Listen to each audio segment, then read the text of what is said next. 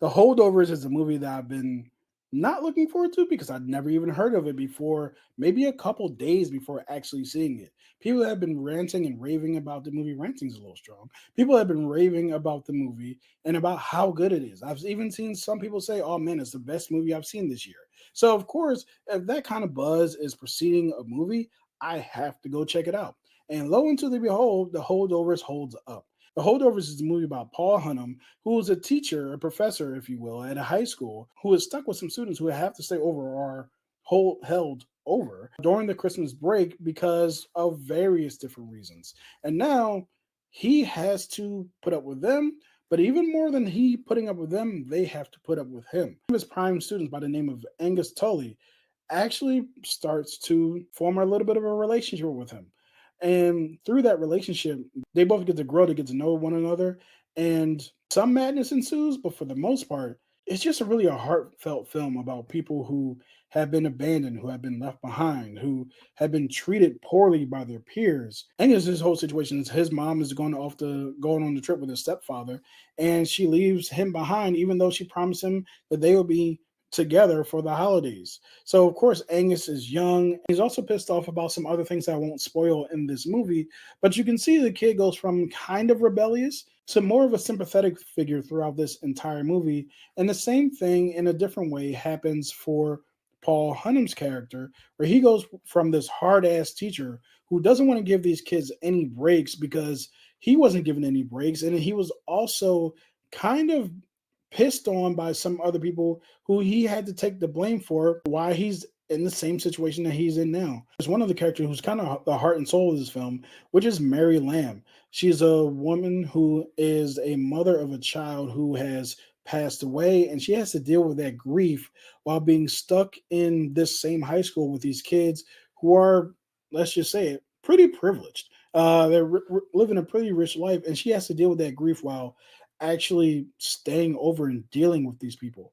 And throughout the course of the movie, what the movie does really well is that it addresses every single character's internal grief, internal struggle, and it does it in a way where they bounce off of each other and they learn from each other, and they begin to learn empathy for one another. There's a scene that I love that's at a dinner table where Mary Lamb's serving some food to the boys that are being held over. And one of the kids makes a crack about Mary Lamb and her cooking. And Paul, like, he pretty much goes off and not curses the kid out, but kind of fusses him out about it.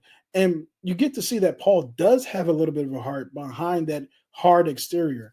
I think that this movie is phenomenal. Paul Giamatti is incredible in this movie, but when is Paul Giamatti not incredible? Lady in the Water notwithstanding, it's not his fault. I also want to highlight Dominic Sessa, who I'm not sure if this is his first role, but if this is his first role, I'm pretty sure we'll be seeing him a lot more down the line because he is phenomenal in this film. He plays his character of Tully so well, so earnest and so honest that to be honest with you, as annoyed as I was with him at sometimes, I just wanted him to be okay. And that's what good movies that are heartfelt and heartwarming do.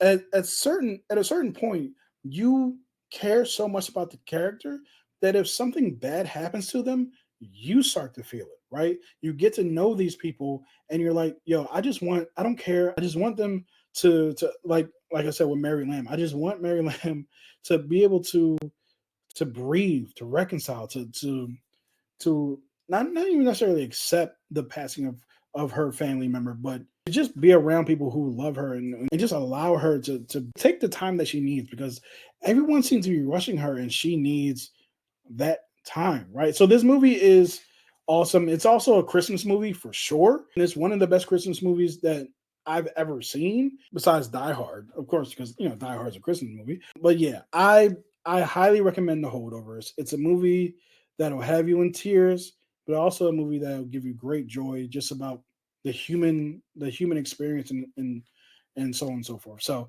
go see The Holdovers or rent The Holdovers. I believe you can actually rent it now. And yeah, let me know what you guys think. Let me know in the comments, and I'll talk to you guys next time. I want to watch The Holdovers. Please do. It's definitely worth your time. I think that The Holdovers has come one of my favorite Christmas movies, period, just because of how good it is. And even through some of the sadder parts of the movie, it's not so sad that you wouldn't want to watch it again. Unlike like an Iron Claw. Like the Iron Claw is a great movie. It's a phenomenal movie. It's my favorite movie, or it's the best movie of the year, I should say. But I don't think I'm going to be watching the Iron Claw every Christmas break. I could see myself watching The Holdovers every Christmas break. That's a fork. Sully Stream says The Holdovers is awesome. It is. I want to watch that on Christmas. Yeah, man, definitely watch it on Christmas. It's definitely a movie that has the Christmas spirit. I'll tell you that much. The Boy and the Heron is still in theaters. Yep. This is Dominic's first role. Yo, I think that you were the person who actually told me that, Zach. But yeah, this is Dominic's first role. He killed it, and he deserves to continue to kill it.